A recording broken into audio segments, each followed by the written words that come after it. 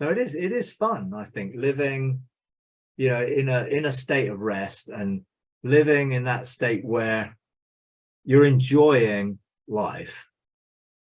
But that whole sense of thanksgiving and gratitude, I think, just makes you appreciate things more, even little things. You just appreciate the little things more and more. I started to think about it. I remember I was with a couple one time, and we had a bunch of people at the house, and the person had a problem. And this one couple came up. I said, "Would you pray for this person? They have this problem." And she stood there for a minute and said, "No." I said, "Why not?" She said, "You won't be healed." And they walked away. And that always threw me. But I started thinking about you, and I remember you mentioned one time, and I might have this wrong, that I think it was Debbie's mother was going to die, and you had said, I think you had realized that you, like, Debbie, make peace with it because your mother's going to pass away. Something you could do. Remember that? Yes. So I'm taking from that you probably received something, or you went up or whatever. And I'm just wondering, before we jump into stuff, do you know where I'm coming with this? Yeah. You even need to come up and say, "God, is this your plan or whatever?" Because we can be making a lot of noise and nothing's going to happen. Sure. If it's going to happen anyway. It is. These things are very, very difficult, and they throw a lot of people when they happen. And some people struggle then with their trust in God, and because, well, they were assured that this wasn't going to happen, this, that, and the other. I mean, when it comes to these situations, the situation with my mother-in-law was, having checked out with everybody, and they all felt, because she was struggling, I sort of went and felt with God that, it wasn't that God said, "Oh, she's not going to get healed," or whatever. I just didn't feel any conviction to engage that. So in sense of having a peaceful passing, I just felt I had the mandate to basically call her home. Now, in light of immortality and all that stuff, where does that stand? Well, she was never, ever going to believe in immortality, and she would never, ever believe in healing, because that wasn't in her theology, really. So in that sense, it was very difficult to agree with someone over something that they don't believe in. So I felt a clear mandate to remove all the end suffering and just basically call her home, and she died within a number of hours. But I wouldn't do that unless I really felt, A, all the family were in agreement, type of thing, and B, that there was a clear mandate to do so. When it comes to people and healing and everything else, obviously I know where I stand personally, and I know the foundation of that in my own life. I don't know where other people stand totally. And when they say they're in faith for healing or believing for their healing, you never know what fear is there or what isn't there. So I wouldn't presume in any of those situations to know what's going on the inside of someone, unless God's totally told me to say, "Hey, look, this is a problem. If you sort this out, then there's a potential here for healing." It's interesting because I don't know if you've ever heard of a person at the airport that goes around a ministry called Mary Croft. And anyway, her husband died. She'd been an older lady. She'd be in her 80s now. And when Debbie was at the funeral for her husband, she came over to Debbie and she said, "I had prophetic words from all over the world, from certain people. He was going to live and everything else." And she said, "I knew he wasn't." And it's just interesting because that's our mindset again, that hope that we have in you. Yeah. And that's one of the problems that you have, because your soul is so strong, and your heart, your emotions, I guess, that you miss that often for what God's not really saying.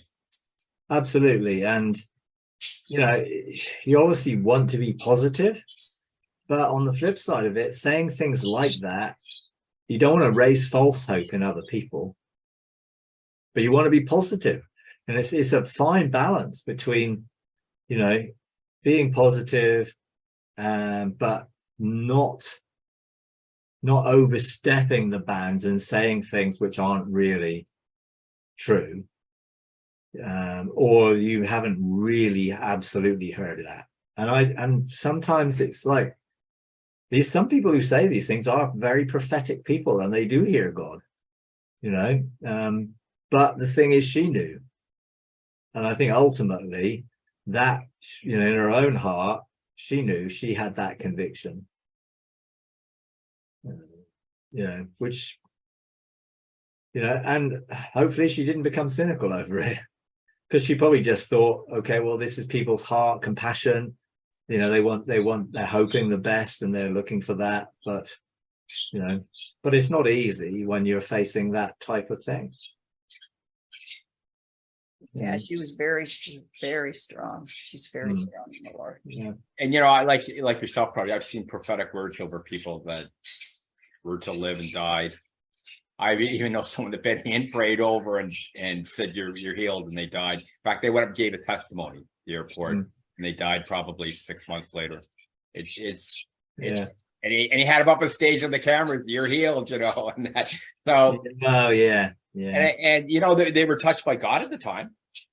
Yeah. Yes, yeah, absolutely. Like there's a manifestation of God's presence and all that, but it's just one of these things. Like she said, I guess it's a mystery. And they gave up. They gave the testimony. So there was, you know.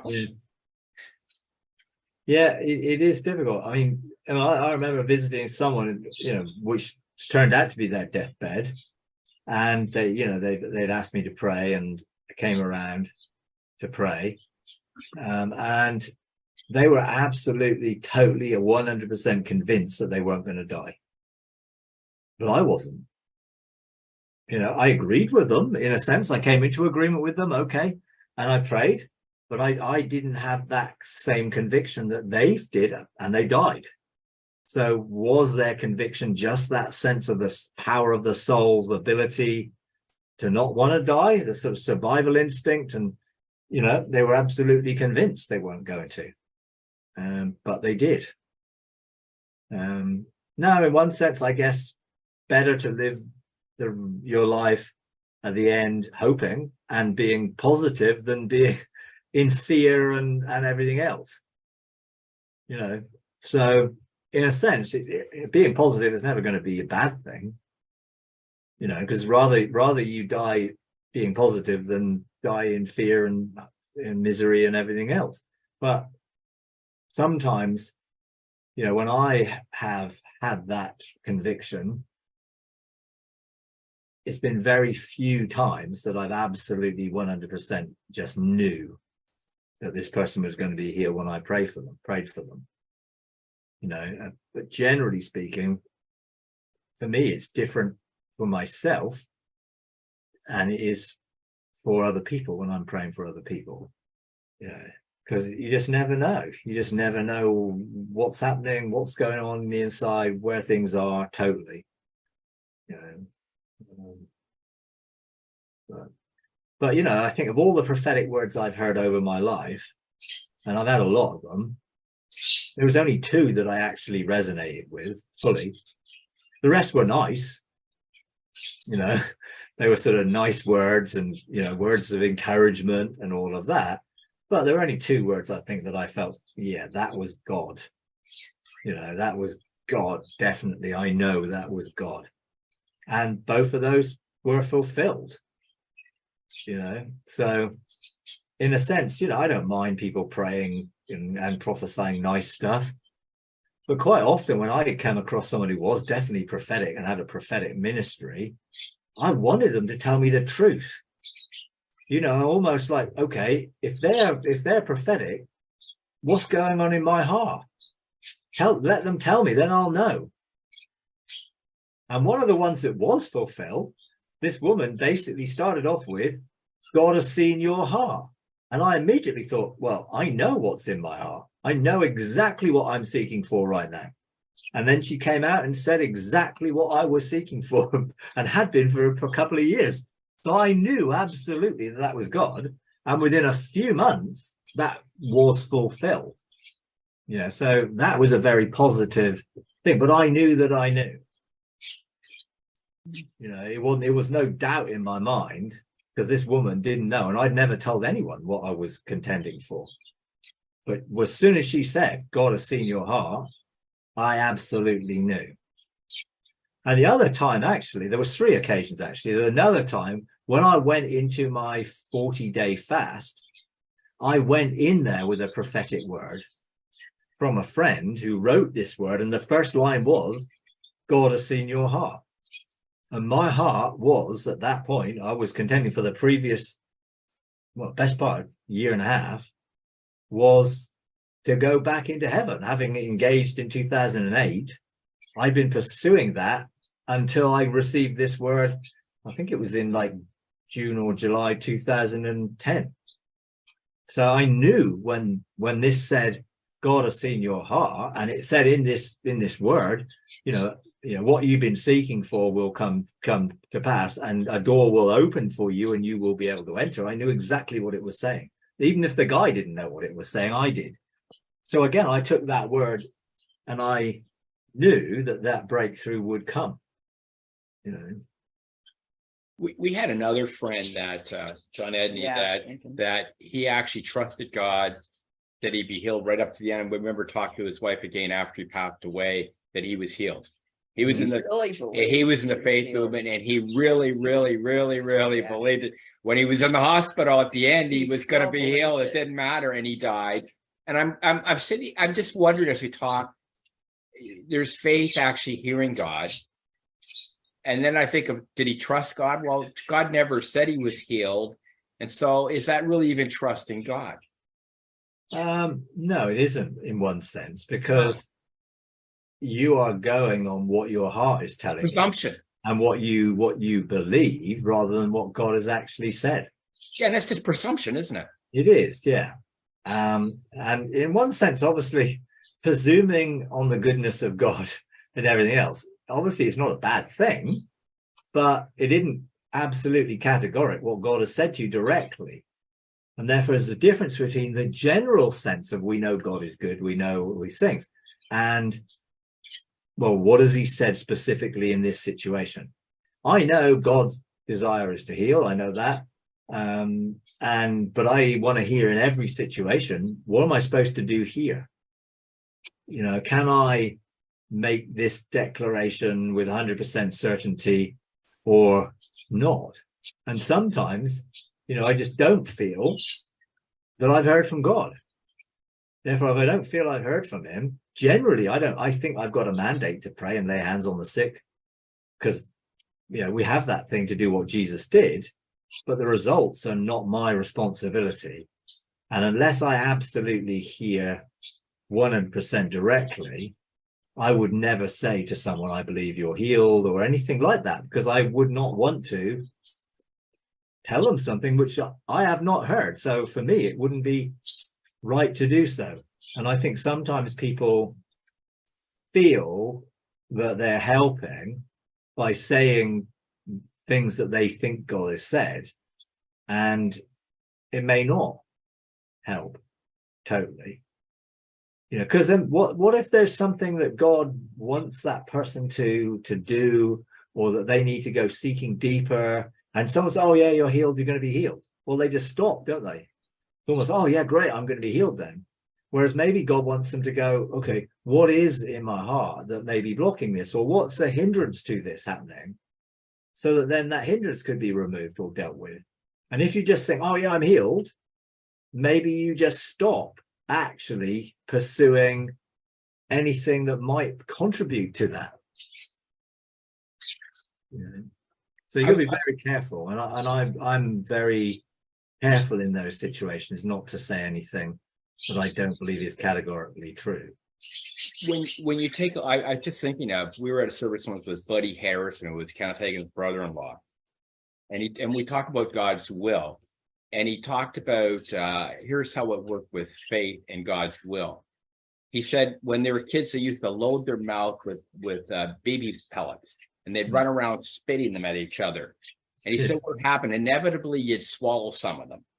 Yeah. And he said it's the same with God's word. You just take it all in his will, and some of it's going to hit. And I'm thinking that's the same thing that we do with faith, kind of. We just kind of eat it all in, look for his word, and just try to get this and that, just keep applying it and hoping something's going to work. Yeah, it's a scattergun approach, really. Yeah. We hope something hits. And that's not faith. Yeah. No, well, not really, no. You see, is in one sense, I don't need faith to believe who God is and what he's like, because I know him, I've met him. But if I'm going to manifest something, or I'm going to call something that be not as if it was, or I'm going to choose a reality and begin to call that reality into being, I absolutely need faith. And that faith comes when I know that I'm in alignment with God's heart. That's what manifests it. That's what brings it about. Because it's not my faith as much as actually I know what God has said, therefore I believe that. But generally, I don't need, the faith to believe God. I don't need faith to believe God, because I know him. I know what he's like. I know his heart. So I believe him. I've got a relationship with him. I don't need faith for my current relationship with God, but I do need to be able to use faith. And I think faith comes when you know you've heard God. And then you can then, in agreement with God, cooperate with him in choosing that reality which aligns with God. But if you haven't heard him, I don't think, how can you have faith if you haven't heard him?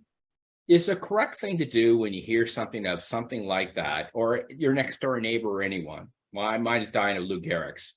And is it to go, rather than jump on and start praying and stuff like that, is to go up there and say, God, what do you want in this situation? Oh, absolutely. And just sit and wait with him.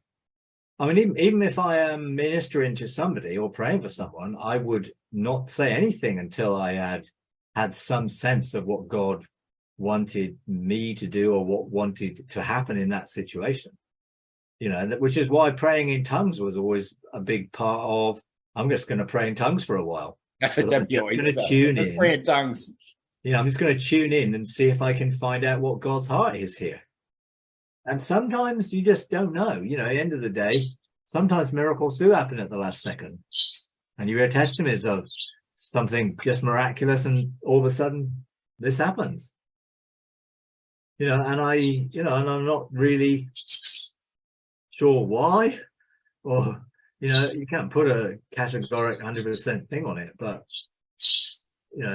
you still feel, right? And I think it's not wrong to let your emotions serve you well, in that, I wouldn't want anyone to die, and I wouldn't want a friend to die, and I wouldn't want them to be suffering, and I wouldn't want any of that to happen.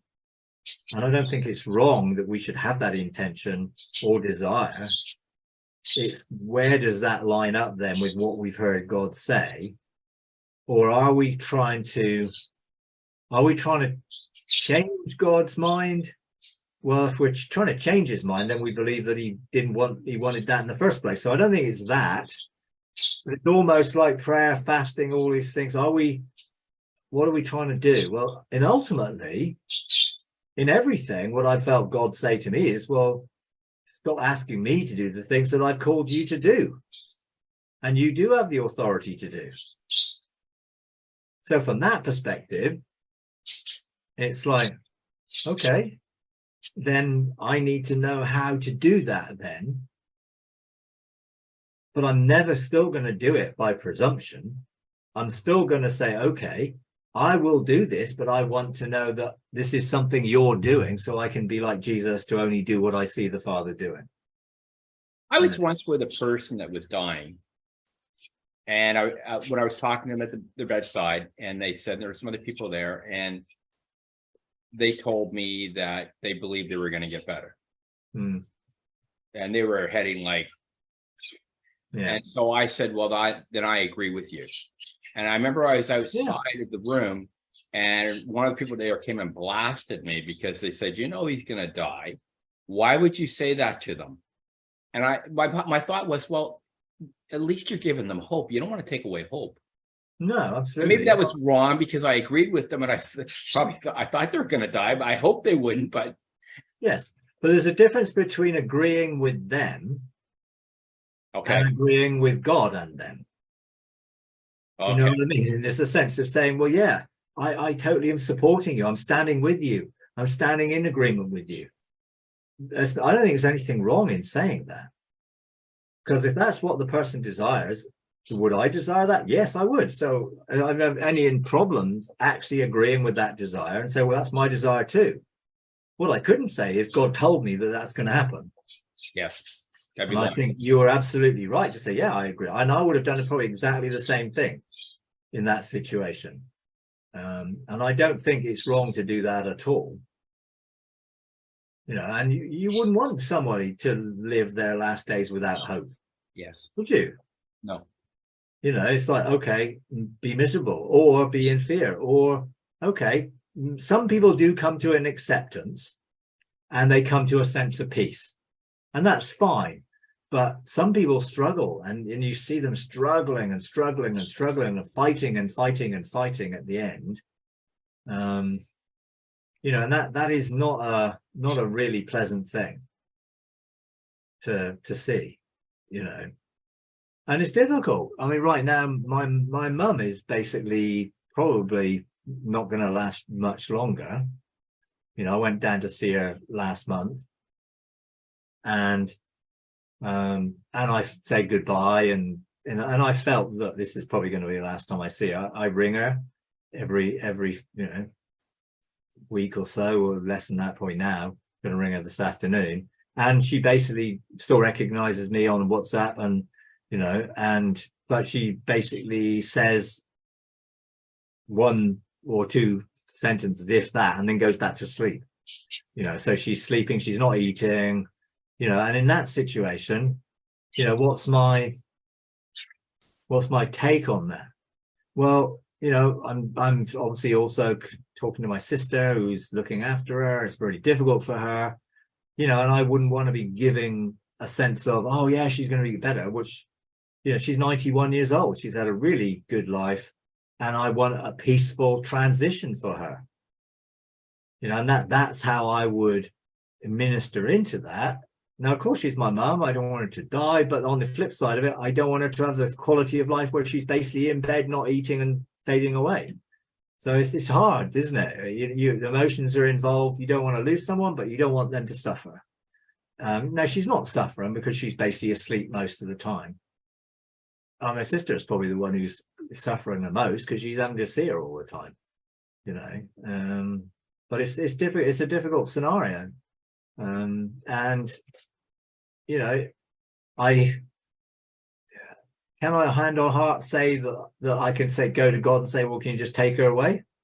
Yeah, and I'm like, well, sort of, but you know, on the flip side of it, it's that sort of thing where, oh, she's my mum, you know. So from that perspective, you know, it's like all these emotional situations are really hard. You know, they're really hard, and you just gotta go, I think, with your gut and just be real and honest about it, you know. And yet we know that God's real heart is that everybody be healed and healthy. Yes, it is. But on the flip side of that, the person themselves has to be in a position to be able to enjoy life. I mean, I wouldn't want to live forever if I was going to be miserable. You know what I mean? If I'm not full of joy, well, what's the point of having a miserable life? You know, it's not like immortality to me is not just the length of life or the sort of quality of it. It's the quality of it. It's like I wouldn't want to be alive and not really fully living a full life, the life that God actually wants us to live, you know. So in that sense, health is absolutely vital to go with immortality. What's the point of not dying if you're sick? Yes. You know, you could go on being sick forever. Well, that's not God's heart either. So you've got to be sort of looking at it from a realistic perspective of there's a number of things that need to go together to bring about what the fullness of immortality is. And it isn't just not dying. You know, there's a lot more to it. It's, you know, having the life of eternity, live now. Having the abundance of life that Jesus promised, live now. You know, so I look at it that immortality is not just something to be a whim, or oh, well, I don't want to die, I'm not going to die. It's like that isn't enough. You've got to also be looking at and consistent with what sort of life do you want to live? What are you doing in fulfilling and outworking who you are within the context of life? You know, I don't want to live forever and be selfish and independent. So I want a relationship with God in that sense. And should there be a time when I feel I've accomplished everything I need to accomplish, then I'd be quite happy to transition into another realm without dying, but still going into that realm. You know, and I've talked to like kids and whatever about, well, you know, if I suddenly am not here, well, you know, this is the reason why. You know, don't be surprised if I'm not here one day. You know, and in one sense, I don't know how legal it is, but I wrote in my will, you know, if one day I disappear, this is what I want to happen with all my assets. Because it's like, it's a possibility it could happen. Now, I don't know legally whether you need, you know, so many years of whatever, but at least it's there in black and white that this is a possibility that, you know, could actually take place, you know. But, you know, at this point in time, you know, I feel I've got plenty of life to live, plenty of life to enjoy, and, you know, no need to even consider anything like that. But your enjoyment of life really comes from your level of maturity, I think. Because I think you become, as you grow in the Lord, you become more consciously aware.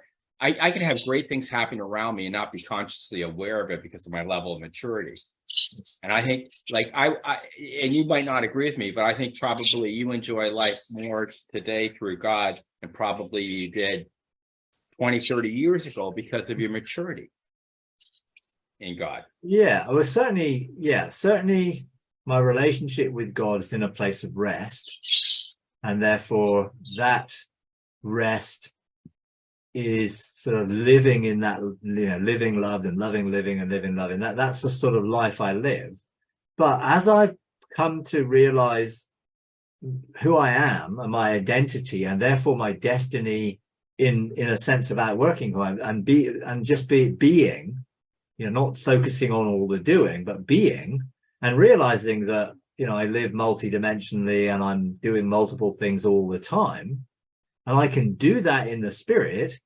It's enabled me to enjoy life here way, way more. And therefore that I've got the time to enjoy life here. And therefore the simple things in life, the pleasures of life, and the things which are, for me, nature and the garden and outside, and, you know, and just the simplicity of being with someone and having, you know, relationship and that sort of loving relationship of doing things together, that makes life enjoyable. And I'm grateful. You know, it's like, it's not just that I'm filled with joy and therefore life is good. I'm grateful for this, and therefore I live with a sense of thanksgiving and gratitude. And that's the attitude in which, that's a positive way. It's like, you know, I love being outside, and I sense the Father's pleasure in me being joined to connection with creation and having that sort of just enjoying, you know, like digging the pond. I mean, I had a great time digging the pond. Yeah, I got sweaty and dirty, and, you know, I needed a good shower afterwards and everything, but I enjoyed it. I enjoyed the physical thing of it. I enjoyed, just as I was doing it, that I was thinking of the wildlife that's going to live in this pond, and this is going to create a place for nature to come, and, you know, we're going to cultivate the plants from the other pond and plant it up and stuff. And I was anticipating the pleasure, actually, that actually it was going to bring me and Debbie, and it was going to bring nature and things. So it's a sense you can join in with a lot, you know, when you're that way. It's like this morning I went out early. No, I had an early meeting about 9:30, but I was up early, so I went out and I, did a bit of pruning a few trees and whatever. And in a sense, I was grateful for the compost and the wood. I wasn't just, great, I'm going to cut this tree branch down. Even while I was doing it, I was thankful this is going to provide logs for the wood burner. It's going to provide kindling, and actually the leaves are going to go on my compost heap. Therefore, this is going to go back into the soil. It's going to benefit the soil. So I'm sort of aware in a creational reality that I never was before. Things before sometimes were hard work, so, I got to dig a hole, but actually it isn't like that now. And so I feel God is a gardener, having planted a few gardens. So, I feel I enjoy his pleasure, but I cooperate with nature. And even like cutting off a branch off a tree, one branch was dead. So I thought, well, I'm going to remove this bit of dead wood. But there was another branch which was overshadowing an area which I didn't want it to overshadow. But I didn't just go and like, okay, I'm going to cut this branch off and brother. I actually thought about it, and almost like I was grateful for what that branch was going to provide. And therefore, I think the tree itself felt my appreciation of it. And I think life can be very different when you treat it with a different attitude and look at it in a different way. And I have a creational reality. I feel and sense my responsibility as a son towards creation and cooperating with creation and everything else. Even like cutting the lawn. It's like in May we have no mow May, so we left the grass grow. I got the grass looking really nice because it was a bit of a mess. So I cut it really nicely, and then it was like, oh no, we're gonna have to leave it for a month. So I said, well, can I just have a little strip that I keep nice, to go towards my workshop? So I agreed that. But then, all the wildflowers started to come out, and then, and there, so I thought, okay, the May's over, so I'm going to cut the grass where there's no wildflowers, but I'm just going to, ease the rest of it back in. So there's some nice buttercups, and there's some daisies and little purple flowers, I don't know what they are, but I sort of lifted the mower over those as I went over it. But the grass itself, that's going to the compost heap, and I've got 3 or 4 compost heaps because I feel that everything can contribute back in to fulfilling a more creational way of engaging stuff. So I sort of feel that's how I enjoy life, is to cooperate with creation in it. It's like, I've been growing raspberries. I brought some raspberry canes up from my house in Barnstable, planted them up, and we haven't had any rain, so we have really little rain, so I've had to water them from the water butts and stuff. But they produced a reasonable harvest, and they're still coming. Debbie was away, so I said, and they started harvesting. So I look at all these, because she was desperate to eat some of these raspberries. So I showed her these lovely raspberries. These are ice cream, with my ice cream tonight. But I enjoyed it. I enjoyed, it's like, I got runner beans growing and French beans growing and lettuce and stuff in the ground that I feel connected to. It's almost like, I've planted these. This brought them to life, but they're serving a purpose, and it's just, that brings me joy. It's simple things, really. It's not the great big things, it's the little things that I appreciate. Like this year, we've had masses of cherries off the cherry tree in the front garden. And I said to Debbie, have you got cherries off that tree? Oh no, they don't really produce many good cherries. So I thought, well, they're going to produce cherries this year because I like cherries. So I've been talking to the tree, and it's a big tree, so you don't have to do anything to it. But I've been talking to it. We had a really good spell of weather, so all the blossoms stayed on the tree early on in the year, and we've got a massive harvest of big black cherries. So I've been picking them for the last year. I got a step ladder out yesterday to reach up higher to get even the big juicy black ones that I haven't picked already. So I had a whole tub of them. So I WhatsApped Debbie. I said, oh, look at this.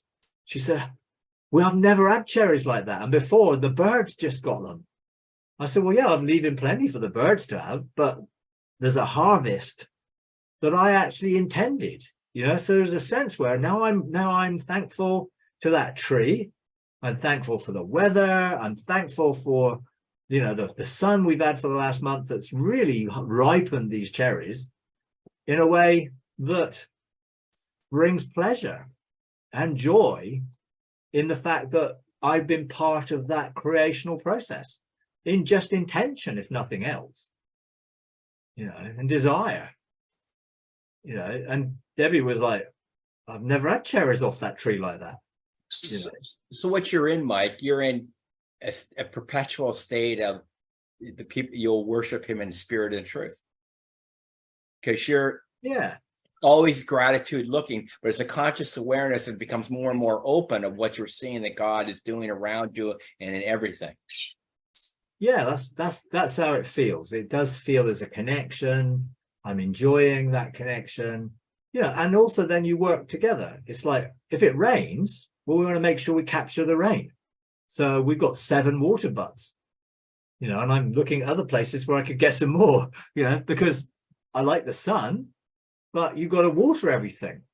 And, you don't want to be using a whole load of water out of the tap. So I'd much rather have rainwater.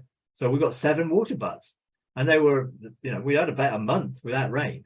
So it's been sort of, quite a long time really without that much rain. Well, probably more than that really. So I then thought, oh, well, we need some rain because we're emptying the water butts. Well, a rate, because we've got a load of tomatoes we're growing and other stuff. So it needs constant watering. So I thought, okay, we need some rain. But I also like the sun, but we need the rain. So I thought, well, the best is we have some rain at night and the sun during the day. So I didn't really say I legislated for it. It was just a desire. And then a few nights ago, we had, must have been a real lot of rain in the night because the ground was really soaked, but also the water butts were full, and actually they'd filled up overnight. So I thought, okay, that's great. So there was this sort of sense where, I can't say I went and said, oh, I want rain, I'm going to change the rain, I'm going to have weather, whatever. But it was just an intention. And then I was thankful for the rain, and particularly because it wasn't in the day as well. So, it was like 2 or 3 heavy showers. And actually, I'm expecting rain tonight in the middle of the night because I want all the water butts. I want the overflows of the water butts to be full as well. Because I put overflows in 3 of the water butts so that we get the overflow when they're really full. So you just sort of work together in that sort of creational way. And, sort of, it's not, I can't say I go out and talk to the plants as, oh, cabbages, will you grow? But I have an intention towards them, and I have a sort of a positive intention for just this fruitfulness and bounty of creation to be experienced and enjoyed. And, and all of it is like, we had this big plant come up right on the edge of my vegetable patch. And I was thinking, what is that? I don't know what it is. Well, I thought, okay, I'm just going to leave it grow and see what happens to it. And eventually it produced these purple flowers and it was this and the other. And I thought, oh, I wonder what this actually is. So I found out what it was, and it was comfrey. And then it was like, oh, you can make really good fertilizer out of comfrey. You just put it in a bucket, soak it for a couple of weeks. It absolutely stinks, apparently. And you get like a tomato fertilizer, a high potassium fertilizer out of the soaking the leaves. So I chopped it all down and put it in a bucket and covered it over. And again, was thankful that this plant, which had just grown up, just appeared. And I sort of found a few roots of it. So I planted it a couple of other places and now it's thriving there as well. So there's this sense of, there's this cycle where if you're in tune with it, it all looks after you and you sort of look after it. And you're sort of feeling and sensing this oneness with this sort of cooperating together, But it's this, I think my experiences with creation over the years have been sort of taking me deeper and deeper into it. but now it just feels the joy of it. You know, I feel and really sense a real joy in it all. You know, which is joyful. You know, it makes me happy. You know. Yeah, and it's fun, nice just being in it. Sometimes we've got a big cherry tree at the back, which is an ornamental cherry, which had a wonderful blossom, but the hammock is underneath it. And, you know, I'm not really a hammocky person, but Debbie loves hammocks. So she has hammock time. I sit in the chair and we just chat, you know, well, and I push her in the hammock sometimes. And it's just, but we're under the shade, and you know, I cut a couple of little branches so I get the sun that would come through to where I sit. She gets the shade, I get this little corridor of sun, and we just enjoy being out there. And we're out there, and we've had a wonderful time with birds this year, because I built a bird house and some bird boxes and put them up, and we got a bird feeder thing, and we sort of make our own fat balls and stuff for the birds, and we put a load of stuff out. We've got some things, and we've had a wonderful time seeing birds. And a number of times it was like, oh, we haven't seen that bird, and it almost like our intention of not having seen it, within a day that bird's appeared in the garden. And it's like they just seem to be drawn. And I've got this little blackbird that it had a little patch of gray on its black wing, and it follows me around everywhere, because I'm always digging around, digging stuff up. It finds worms. I've got robins that follow me around. In fact, the house is called Robins, because we have loads of robins in the garden. And we had a couple of broods of robins. We had blue trits actually nested in the nesting box. We had coal tips nested in the other box down the bottom, and we just enjoy them coming. So sometimes we just sit with the patio doors open, just watching the birds while we're having breakfast or something. Just they come and eat off the thing. You know, we had a brood of magpies, you know, in one of the trees. So just this sort of connection with nature. And there was like birds that I used to see in our garden when I was little that I hadn't seen at all for years, which are starlings. Now, starlings are you know, those ones that sort of move murmurification things. And I hadn't seen any in the whole time we've been here. So I said, oh, have you ever seen any starlings? So no, I hadn't seen any starlings either. And then we had a whole flock came in, and they came in, a brood of them. There were parents and fledglings, and they all came in on the bird table, and they came in for 2 or 3 days and had a good feed up, you know. And you just think, yeah, this is sort of the intention, just being blessed by creation in that way. So it is fun, I think, living, you know, in a state of rest, and living in that state where you're enjoying life. But that whole sense of thanksgiving and gratitude, I think, just makes you appreciate things more, even little things. You know, you just appreciate the little things more and more.